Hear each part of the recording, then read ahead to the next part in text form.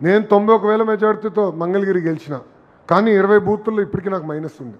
20 బూతులు సమీక్ష చేసుకున్న, ఆ 20 బూతులు ఎందుకు మైనస్ వచ్చింది? నాయకత్వమా, మన ప్రవర్తననా, దేనివల్ల ఇబ్బంది పడుతున్నానని నేను సమీక్ష చేసుకున్నా. సో 91,000 మెజార్టీ వచ్చినప్పుడే నేను అంత కష్టపడుతుంటే మళ్ళీ మనందరం ఇంత కష్టపడాలి. ప్రతి బూత్ ఇంపార్టెంట్, ప్రతి ఓట్ ఇంపార్టెంట్. ప్రజల్లో తిరుగుదాం, ప్రజల్లో చైతన్యం తీసుకొద్దాం. అండ్ నేను ఇక్కడ మిమ్మల్ని అందరినీ చివరిగా కోరేది ఒకే ఒక విషయం, అహంకారం వద్దండి. 151 సీట్లు 11 అయిందంటే దానికి కారణం అహంకారం. అహంకారంతో ఎప్పుడైతే వ్యవహరిస్తామో ప్రజలు ఒప్పుకోరు.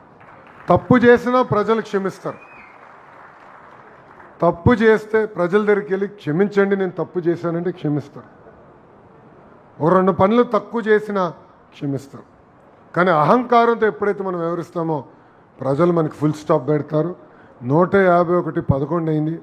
ఇది మనందరం గుర్తుపెట్టుకుని ప్రజలతో మమేక్యం అవ్వాలి, ప్రజలతో అటాచ్మెంట్ ఉండాలి. ఎమోషనల్ అటాచ్మెంట్ ఏర్పడినప్పుడే మనం గెలవగలుగుతున్నాం. చాలామంది అడిగారు, మంగళగిరి నియోజకవర్గంలో మీకు అంత మెజార్టీ ఎందుకు వచ్చింది? అటాచ్మెంట్ ఏర్పడింది.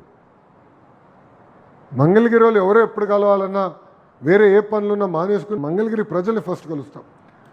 అన్ని సమస్యలను పరిష్కరించలేకపోవచ్చు, కానీ కూర్చుంటా, వాళ్ళతో మాట్లాడతా, చేయగలిగినంత వరకు వాళ్ళ సమస్యలు నేను పరిష్కరిస్తాను. సో అటాచ్మెంట్ అనేది మీరు ఏర్పాటు చేసుకోవాలి.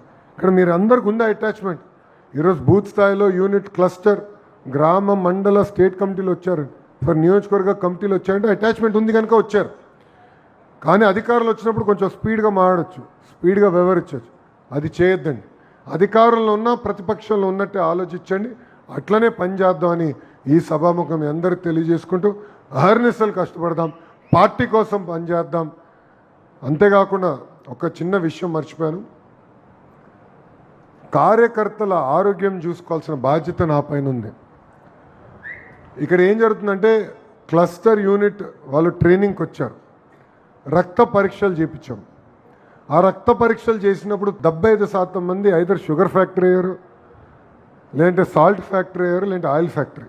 ఆయిల్ అంటే కొలెస్ట్రాల్, సాల్ట్ అంటే బీపీ, షుగర్ డయాబెటీస్. సో 75% మంది ఏదో రకమైన ఫ్యాక్టరీ అయ్యారు. సో మీ ఆరోగ్యం కూడా కాపాడుకోవాలి స్వామి. సో ఇప్పుడు రాష్ట్ర వ్యాప్తంగా రక్త పరీక్షలు ఏర్పాటు చేయాలని నిర్ణయం తీసుకున్నాం. సిస్టమేటిక్గా పైలట్లు జరుగుతున్నాయి. మీ వివరాలు వచ్చిన తర్వాత డైట్ మారాలా, ఎక్సర్సైజ్ చేయించాలా, అవసరమైతే మందులు కూడా ఉచితంగా అందించే బాధ్యత తెలుగుదేశం పార్టీ తీసుకోబోతుంది. కానీ రక్త పరీక్షలు మీరు చేయించుకోవాలి. అదో పెద్ద పంచాయతీగా ఉంది నాకు. మా మంగళగిరిలోనే నాకు సినిమా చూపిస్తున్నారు మా వాళ్ళు. అనామ ఎప్పుడు చేయించుకోలేదు, ఇంజక్షన్ అంటే నాకు భయం. కానీ చేయించుకోవాలి కదా. ఆరోగ్యం ఎలా ఉందో తెలుసుకోవాలంటే రక్త పరీక్షలు చాలా చాలా అవసరం. సో మీ సహకారం ఉండాలి. మీ ఆరోగ్యం నా బాధ్యత అనే గౌరవ ముఖ్యమంత్రి గారు, మన జాతీయ అధ్యక్షులు వారు చెప్తాం జరిగింది. సో ఆ కార్యక్రమంలో కూడా మీ సహకారం ఉండాలని ఈ సభాముఖం మీ అందరు తెలియజేసుకుంటున్నాను. చివరిగా కార్యకర్తలందరినీ కలుస్తా. తోపులాట వద్దు. 1 గంట కాదు, 2 గంటలు కాదు, 3 గంటలైనా కార్యకర్తల్ని కలిసిన తర్వాతనే నేను తిరిగి వెళ్తా. ఏ కార్యక్రమాలు అయితే చేయాలనుకున్నా అన్నీ చేసుకున్నా. దాల్మే సిమెంట్ అయిపోయింది, స్కూల్ సర్ప్రైజ్ విజిట్ అయింది. మన సుధాకర్ యాదవ్ గారిని కూడా వెళ్ళి కలిసాను, ఎందుకంటే వాళ్ళు తల్లిగారు చనిపోయారు. వెళ్ళాను. ఇంకా నాకు వేరే ఏం పని లేదు. ఈరోజు మిమ్మల్ని కలిసిన తర్వాతనే తిరిగి అమరావతికి వెళ్తాను.